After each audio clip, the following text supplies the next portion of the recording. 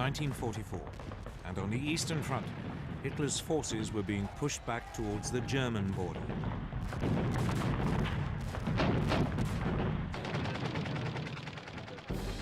But Germany was about to face a new threat. In the West, Allied forces had been preparing for months to open a new front in northwest France. Training for it was well underway.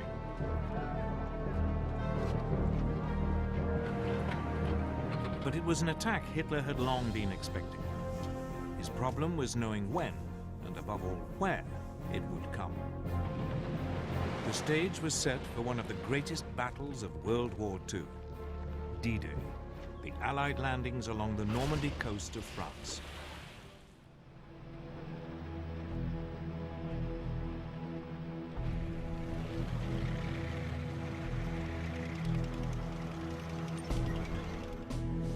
Since the early years of the war, Britain's Prime Minister, Winston Churchill, had always been certain that at some point an Allied invasion of Northern Europe would be necessary.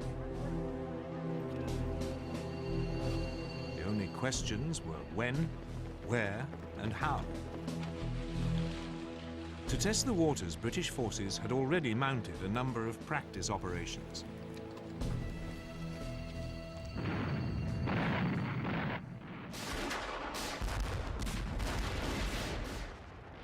In December 1941, British commandos raided the Vargso Islands off the coast of Nazi-occupied Norway.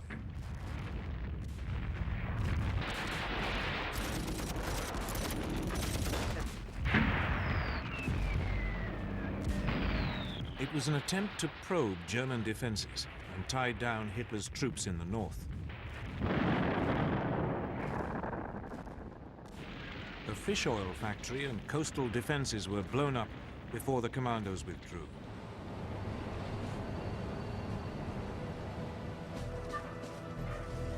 Eight months later, Canadian and British troops were sent in to mount a more ambitious raid on the French port of Dieppe. It too was designed to test the defenses and also to provide combat experience for the Canadians.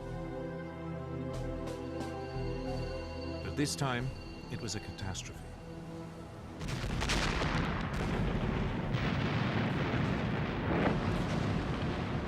As landing craft approached the main beach, they were met by withering fire.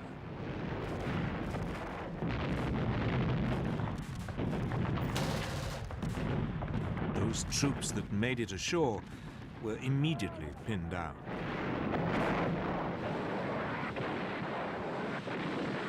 Behind them, the supporting tanks became bogged down in the shingle.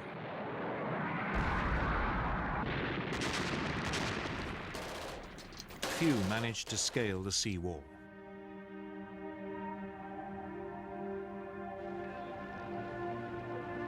Over 3,000 Allied soldiers were killed or taken prisoner. Britain had learnt an important lesson. Never attempt a direct assault on a German-occupied port.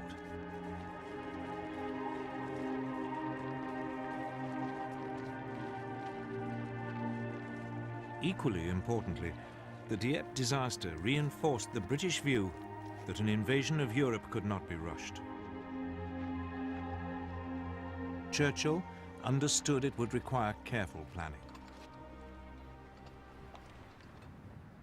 Eventually, in April 1943, at an Allied conference in Washington, Churchill and the US President Franklin Roosevelt agreed upon a date.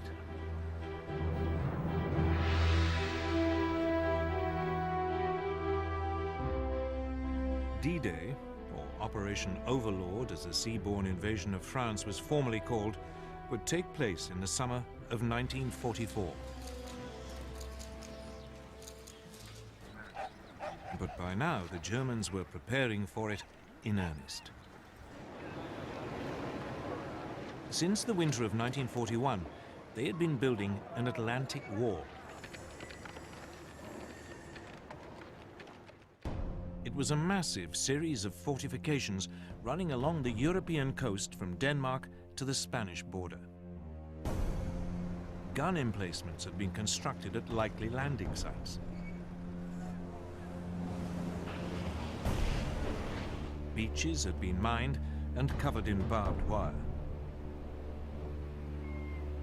Obstacles had been placed in strategic places to block landing craft.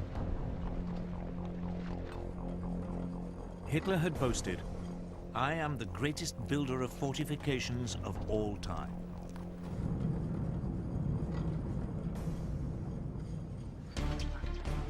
In the summer of 1942, in the wake of the Dieppe attack, work on the Atlantic Wall had been stepped up.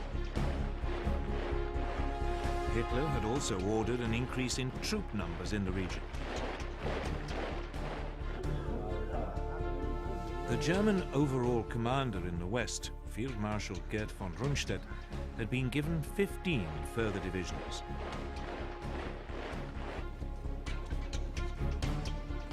But the Western European coast stretched for some 2,000 miles. He didn't have the numbers to man the entire length.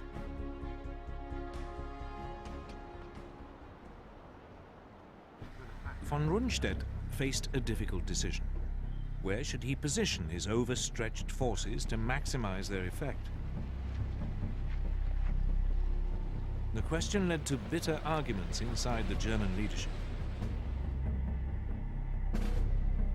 Von Rundstedt proposed holding a large force of panzers in reserve northwest of Paris. He could then send it in against an invasion once he knew where it was happening.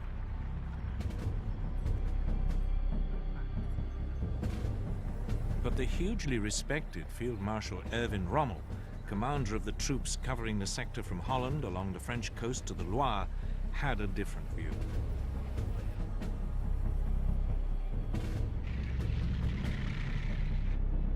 Rommel's concern was Allied air power. He'd seen it firsthand when he'd fought the British in North Africa, and it had left a profound impression. He feared that any counterattack would be broken up by Allied aircraft long before it could go into action.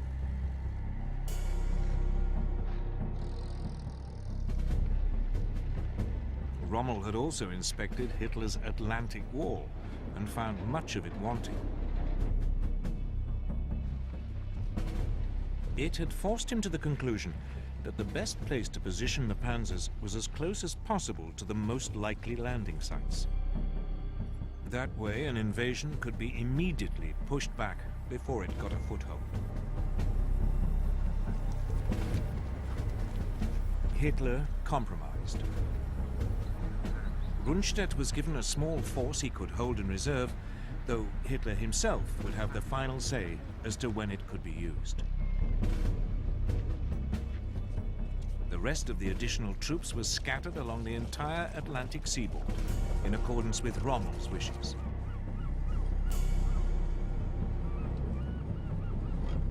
It would turn out to be the worst of all the solutions. There were neither enough reserves nor enough tanks near the coast.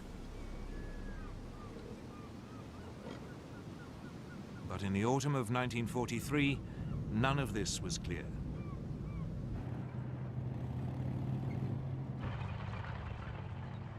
In Britain, the Allied planners were also grappling with the problem of location. Where was the best place to land? Their chief planner, General Frederick Morgan, quickly realized there were two principal options: the Pas-de-Calais and Normandy. The Pas-de-Calais was clearly the favorite. It offered the shortest sea crossing, and it offered the shortest and most direct way to Germany. But it was also the most obvious route, and Morgan was sure the Germans were expecting it. So he decided to wrong-foot them. Morgan would land in Normandy. It was the beginning of a huge gamble on which the fate of hundreds of thousands of soldiers would depend.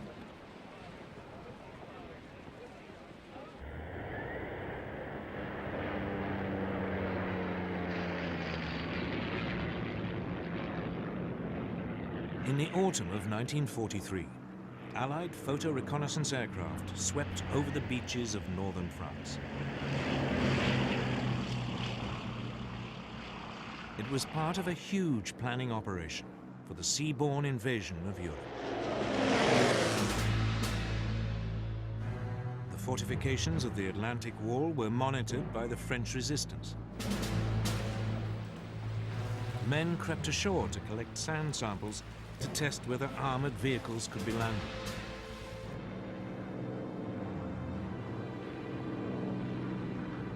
Northern France became the most reconnoitred coastline in the history of warfare.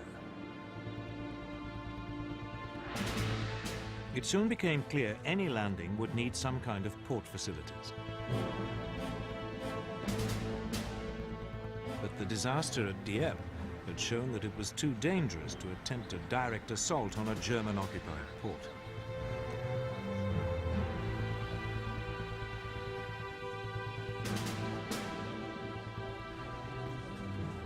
Britain's planners were forced to come up with an ingenious alternative.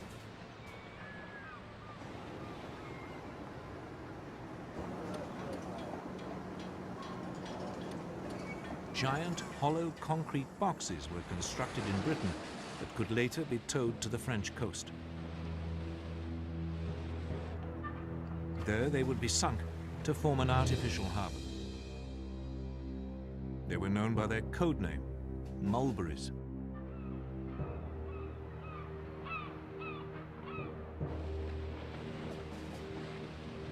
The mulberries would be supplied with fuel by a pipeline unwound from giant reels and dropped on the seabed.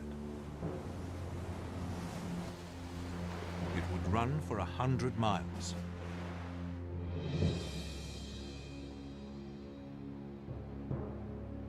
The pumping station on the Isle of Wight was disguised as an ice cream parlour. But the raid on Dieppe had also revealed a second problem. How to get the first wave of troops off the beaches and through the German fortifications. The man told to solve that question was General Percy Hobart, one of the pioneers of armoured warfare. Hobart came up with a series of ingenious devices. The troops called them the funnies. They included such extraordinary machines as flamethrowers and floating tanks. Flail tanks for clearing mines. The bobbin for laying firm paths across sand or shingle. An armoured ramp for climbing seawalls.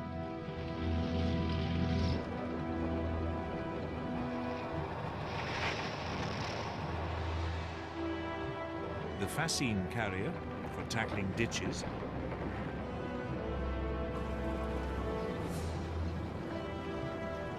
And the bridging tank for wider obstacles.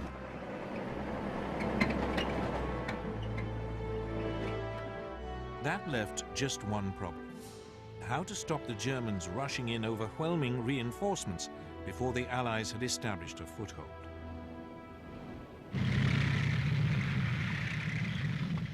The answer was to keep them guessing until the very last moment as to where the invasion would take place. Operation Bodyguard was a massive and complex deception campaign. German double agents in Britain now began sending back to Germany huge amounts of carefully coordinated false information. This emphasized that the main landings would be in the Pas-de-Calais, although a feint attack might be launched in Normandy.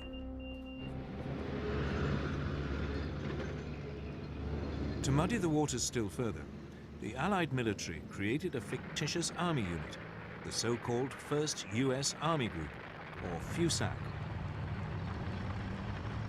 It was stationed, very obviously, in Kent, bang opposite the Pas-de-Calais.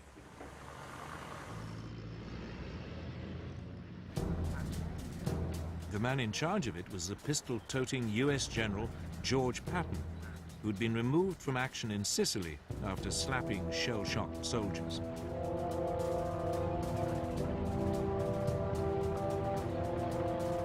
Patton was rated by the Germans as the Allies' best attacking general. Just the man they expected to command the invasion of Western Europe. Basher 5-2, this is Basher 1-1 on Alpha. Radio transmissions mimicked the wireless traffic of an army.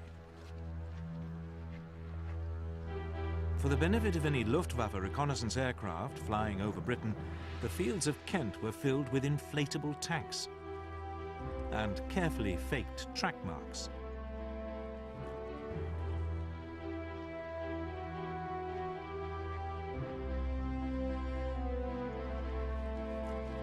There were dummy aircraft made of wood and canvas.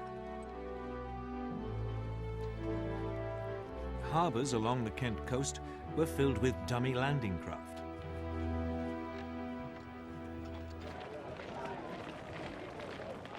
There were even troops, though these were in reality backup units.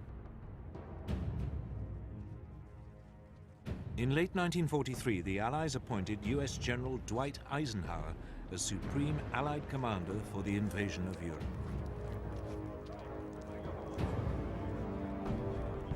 British General Bernard Montgomery would be in overall command of the initial assault troops. D-Day was fixed for June the 5th, 1944.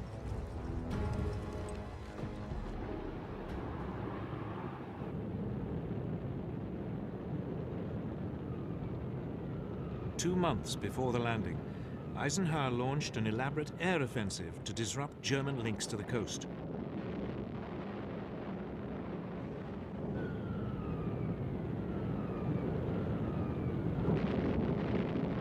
Once again, it was carefully planned to give the impression the Allies' target was the Pas-de-Calais region.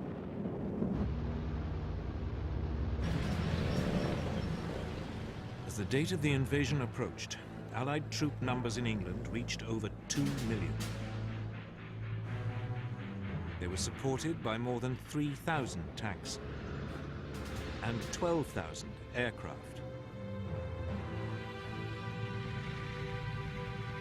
The Germans were well aware an invasion was imminent. But they had been completely taken in by the Allies' phony preparations in Kent and were convinced the most likely landing spot was the Pas-de-Calais.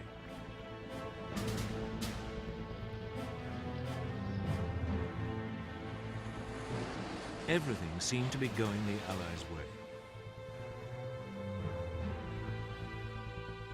The troops were briefed. Then the weather turned against them. Rain lashed down, visibility was poor, and the channel was stormy.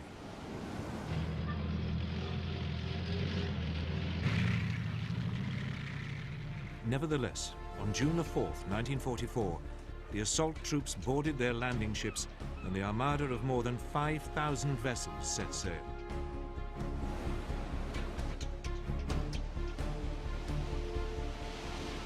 But the rain continued to lash down, and later that day the invasion had to be postponed.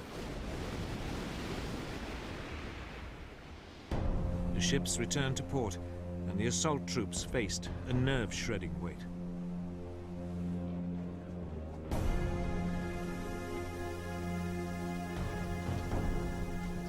Early the next morning, the military leadership met again. The naval commanders were keen to go ahead. But the air chiefs were doubtful. They worried the visibility would still be too poor to provide effective air support. After a long silence, Eisenhower looked up. "Let's go," he said.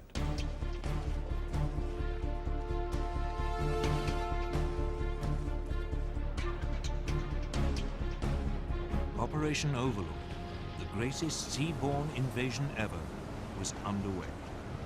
D-Day had begun.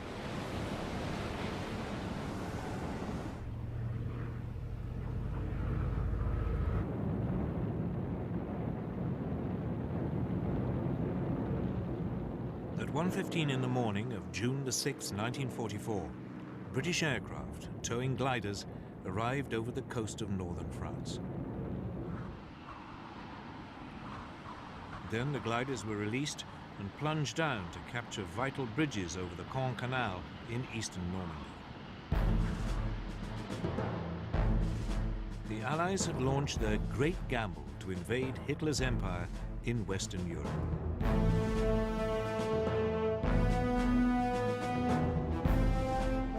"50 miles to the west, US paratroops came down around the village of Saint-Mère-Église.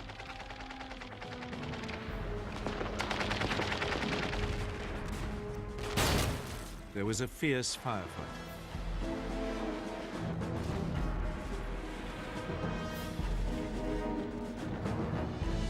But 3 hours later, the village was in US hands. One of the most crucial battles of World War II was underway. An hour later, horrified German sentries along the Normandy coast saw a vast armada appear out of the mist. They had had no warning.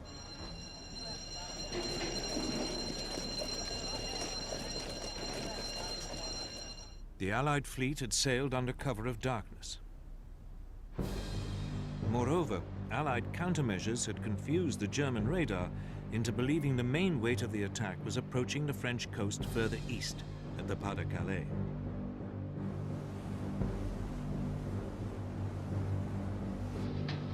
Allied warships off the Normandy coast now began pounding the German defensive positions.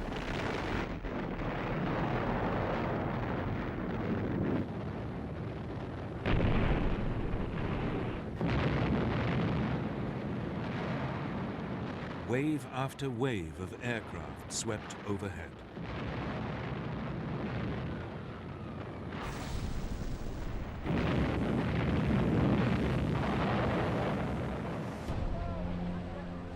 Under cover of the bombardment, assault troops headed for the shore.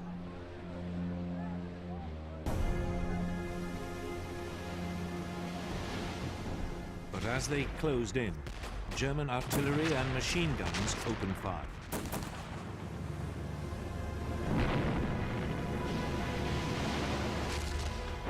A number of the landing craft were hit.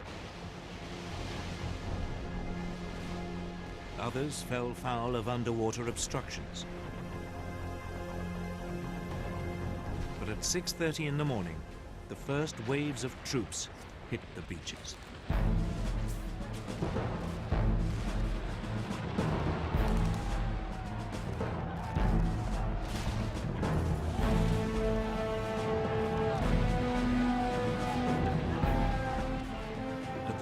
Western end, the US 4th Infantry Division came ashore near at what they called Utah Beach.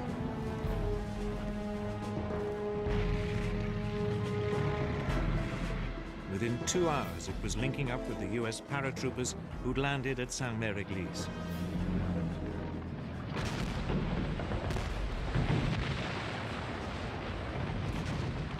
Next door, at Omaha Beach, it was more difficult. The beach was a defender's dream, with high cliffs and few ways inland.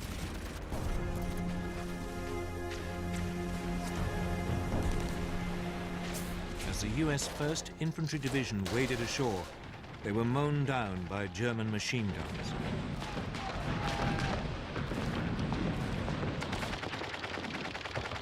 To make matters worse, the Americans' amphibious tanks were swamped.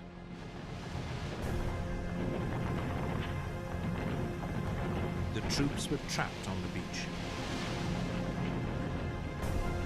Disaster was looming.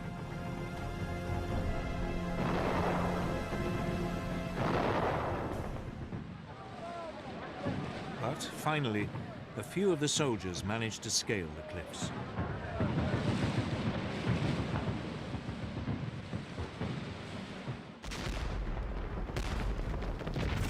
Against all the odds, the Americans hung on to the beachhead.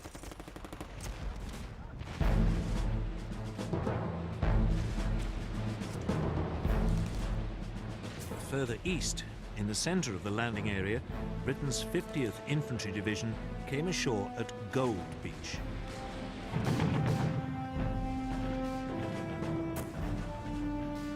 They too met savage fire.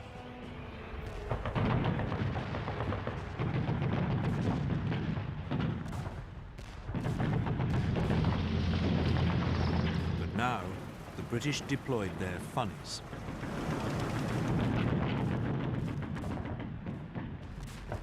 The troops were soon moving inland. At the adjoining landing spot, Juno Beach, the Canadian 3rd Infantry Division faced a similar situation.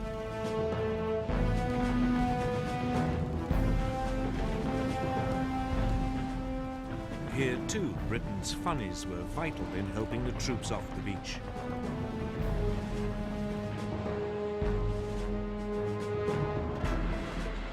Finally, on the far left flank, at Sword Beach, the British 3rd Infantry Division met only patchy resistance.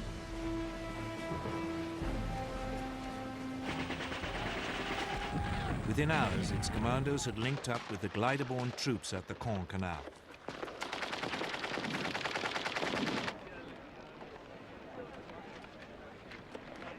By early afternoon, the Allies had successfully established all of the beachheads.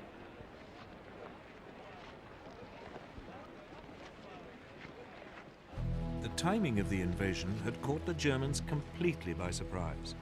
They'd expected the Allies to wait until the weather had cleared. Rommel, the operational German commander for the whole of the northwest French coast, had taken the opportunity of bad weather to visit his family in Germany. His immediate subordinate in Normandy and Brittany, General Friedrich Dollmann, was over 100 miles away, taking part in a war game exercise. Only the overall German commander for the whole of Western Europe, Field Marshal Gerd von Rundstedt, was at his HQ. But he needed Hitler's permission to move his panzer reserves to the battlefield. However, Hitler was asleep, and his aides wouldn't wake him. It wasn't until midday that the Führer finally learnt about the invasion, but he didn't take it seriously. He was still convinced the main attack would come in the Pas-de-Calais. Normandy, he believed, was just a feint.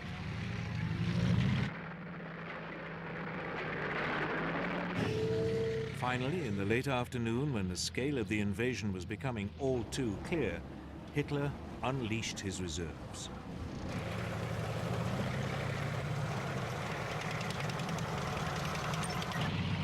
But they were too far away to provide immediate support.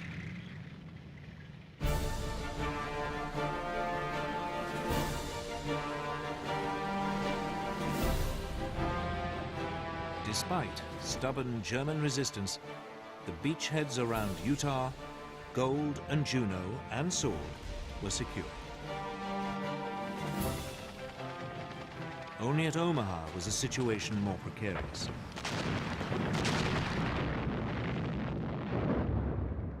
Here, German resistance had prevented the US troops moving more than a mile inland.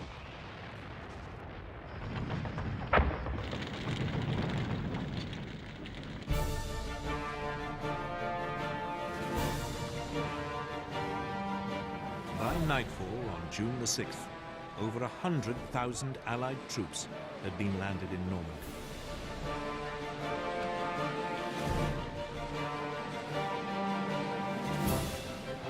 It had been an extraordinary feat of planning, ingenuity, and courage. The first day of the Allies' great gamble had paid off. But it was just the beginning. Now they had to build up, break out, and push on into Europe.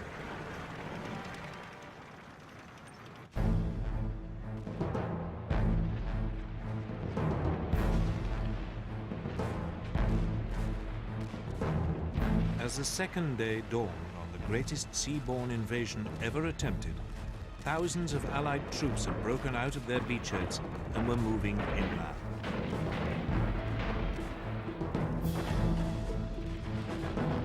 But they found the Normandy countryside hard going.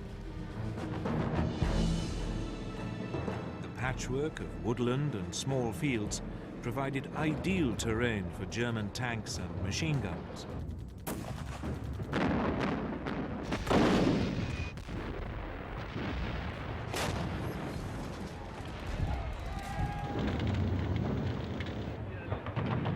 The Allies suffered heavy casualties.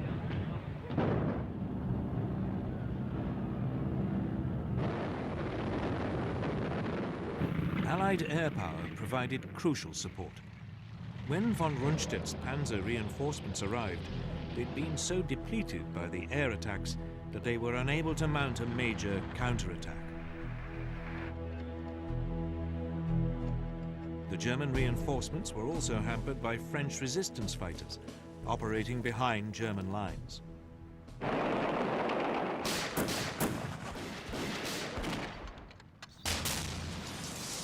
They ambushed troop convoys and blew up bridges.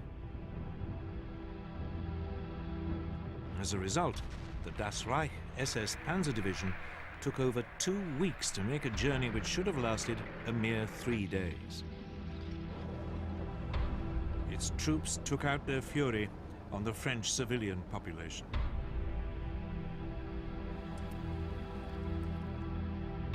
The village of Oradour-sur-Glane and its 642 inhabitants were wiped out.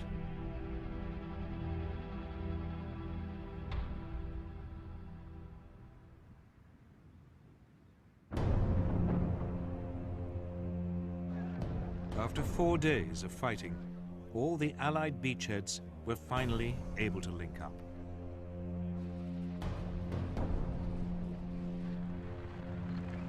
But they'd still only managed to penetrate 10 miles inland.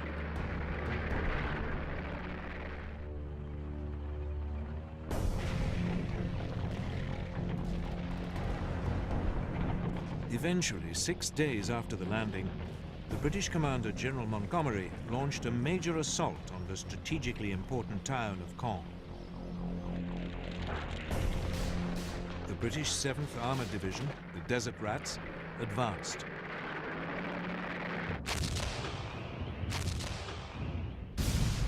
But its spearhead ran into 4 German Tiger tanks.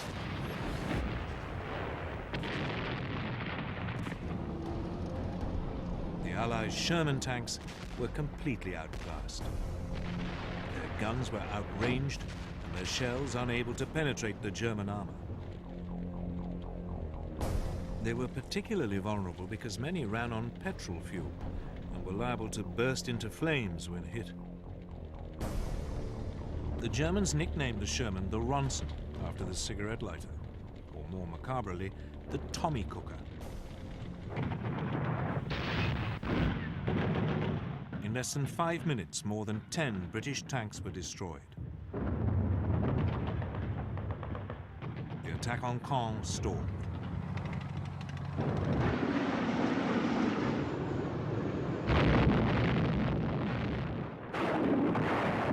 Outmatched by the German tanks, the Allies relied on air power and artillery.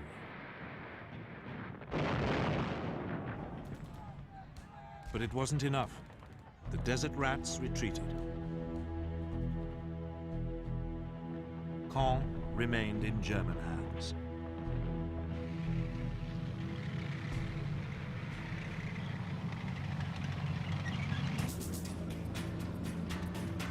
Meanwhile, further west, US forces advanced on the equally important port of Cherbourg.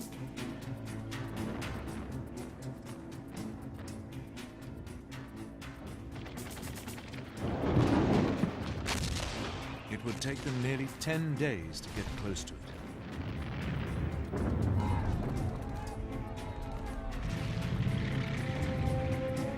They weren't helped by the weather. During the first week of the invasion, it had been relatively calm, and supplies and reinforcements had poured in through the Mulberry artificial harbours. But now the weather turned. Gales swept the English Channel. The US Mulberry Harbour at Omaha was destroyed. The other Mulberry, in the British sector, was badly damaged and put out of action for several days. The flow of reinforcements slowed. It meant the port of Cherbourg was an even more vital objective. As the US forces now approached it, the German garrison resisted.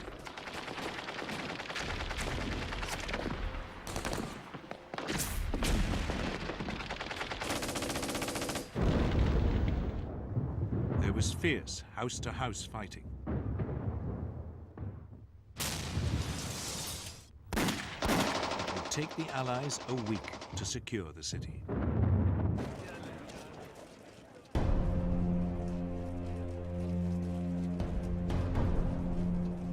But the port had been trashed by the fleeing Germans.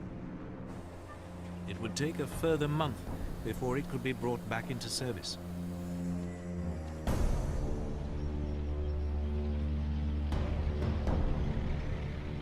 Meanwhile, Montgomery launched another assault on Caen.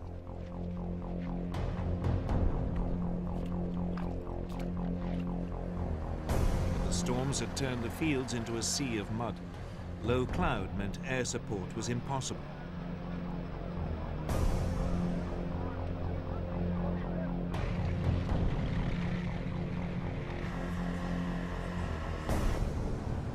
To make matters worse, the newly arrived elite German 2nd SS Panzer Corps was thrown into the defense of the city.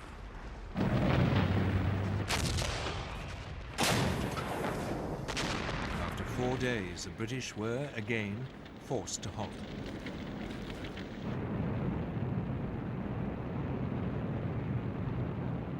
Then, as the clouds cleared, nearly 500 Allied bombers devastated Caen.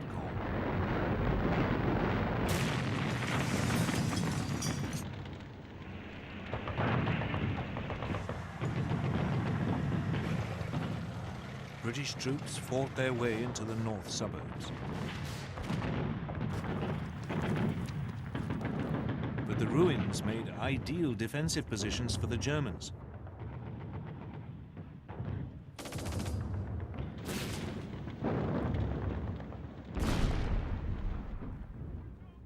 Allied casualties mounted.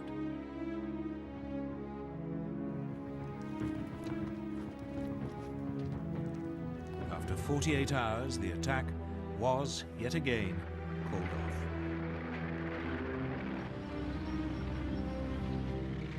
Three weeks later, Montgomery tried for a fourth time. The plan was to capture the remaining German strongholds and then push on south, deeper into France.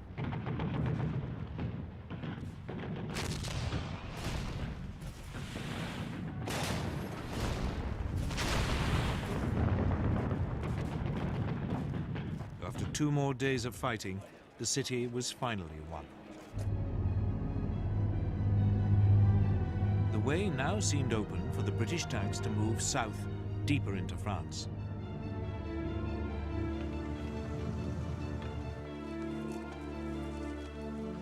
But the Germans were waiting with a large force of panzers.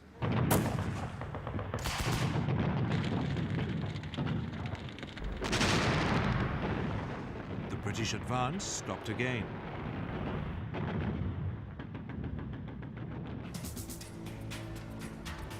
The Americans in the west, however, were having an easier time. The fighting around Caen had sucked in the majority of the German defenders. As the American forces prepared to thrust further into France, they faced only scattered opposition. The scene was set for the Allied forces to break out at last.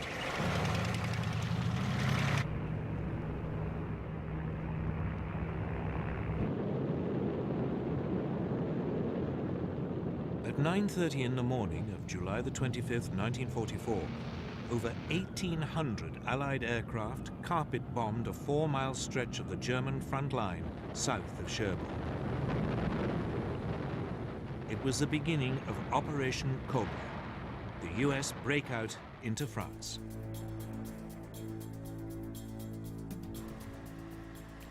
The German defenders were stunned by the size of the assault. So too were some of the US soldiers. The plan had been for the bombers to fly in from the east, parallel to the US front line, to minimize the risk of bombing American troops.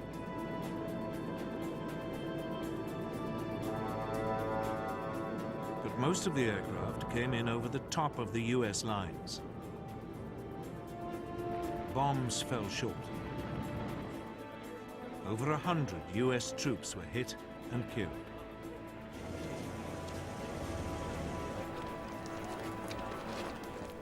Yet despite the ferocity of the bombardment, when the US forces later picked themselves up and moved forward, they found to their astonishment substantial numbers of German troops had survived. The survivors mounted a stubborn resistance.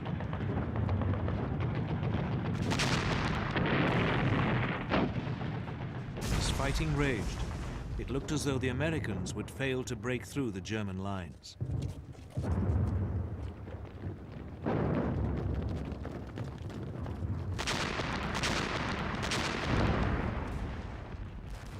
But then, the German defenses crumbled.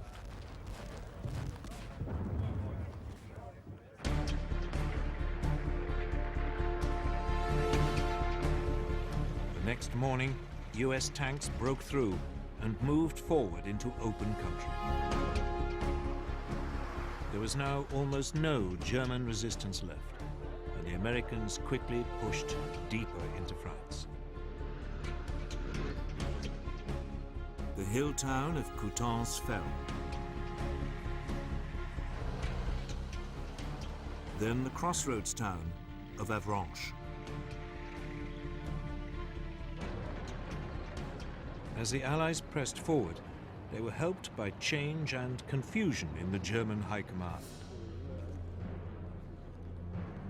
At the beginning of July, 3 weeks after the D-Day landings, Hitler dismissed the German commander-in-chief, Field Marshal Gerd von Rundstedt, for defeatism. Von Rundstedt had made little attempt to hide his belief that Germany faced an unwinnable struggle.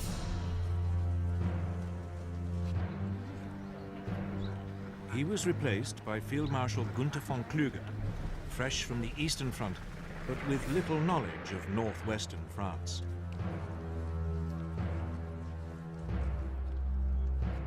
Two weeks later, Rommel, the second most senior German officer on the front, was severely injured when his staff car was strafed by a British fighter.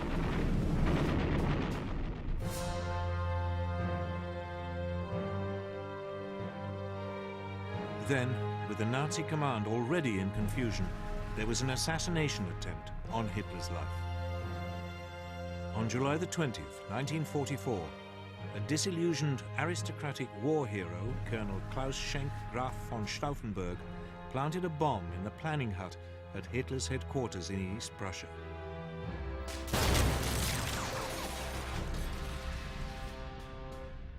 Four officers were killed.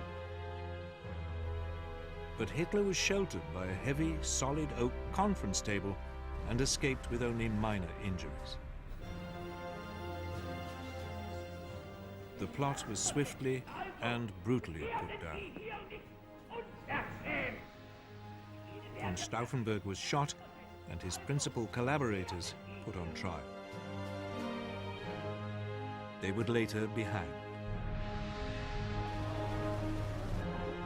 Hitler put a brave face on it and visited some of the wounded in hospital. But it hardened still further his distrust of his senior officers. He would, despite his many earlier misjudgments, demand even greater control over events on the battlefield.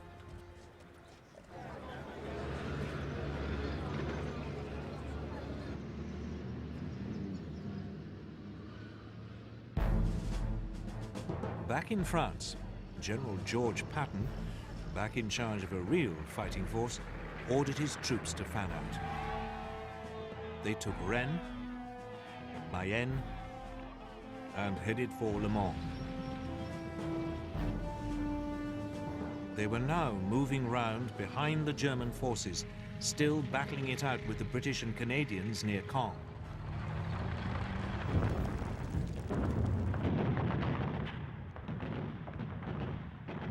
With the Americans to their south and the British to their north, it seemed the German forces in Normandy would be surrounded.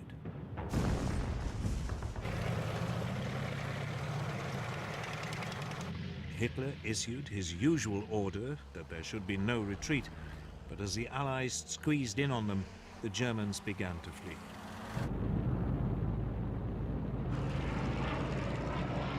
They were remorselessly harried by Allied aircraft and artillery.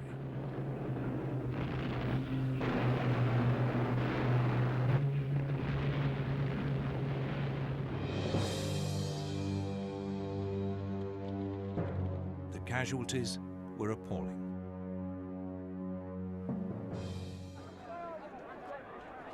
Finally, on August the 20th, 1944, the Allied forces moving in from both the north and south met up. The so-called Falaise Gap, named after the nearby French village, had been closed. Large numbers of Germans were trapped.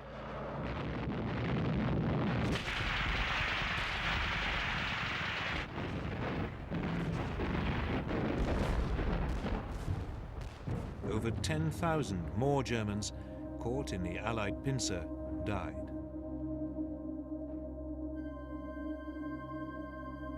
A further 50,000 were taken prisoner.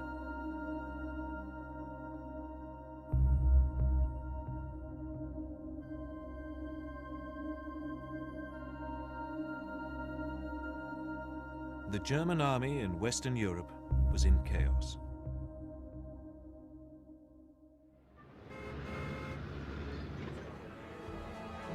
Meanwhile, far to the south, on the French Mediterranean coast near Cannes, there was a second Allied seaborne invasion. US troops came ashore virtually unopposed. They were helped by paratroopers from the Free French Army, men who had escaped from German-occupied French territory in Europe and North Africa. The landing had always been opposed by the British, who regarded it as a diversion. But the United States had long regarded it as an essential part of clearing the Germans out of France.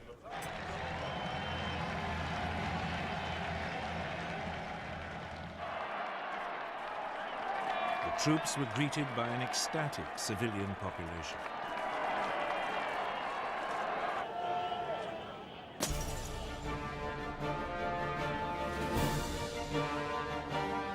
Soon advancing rapidly up the Rhone Valley.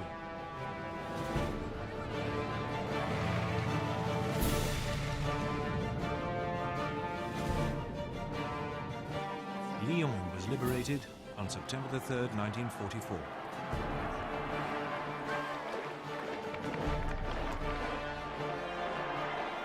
Ten days later, they reached Dijon and made contact with Patton's forces advancing from western France.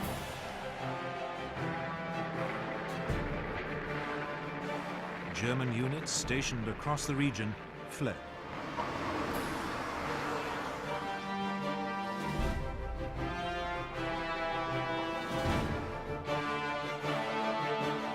In barely 3 weeks of headlong advance, the Allied invasion of Europe had liberated most of France. That left Paris, where French resistance fighters now rose up against the German occupation. There seemed little to prevent the Allied onrush from continuing to the German border.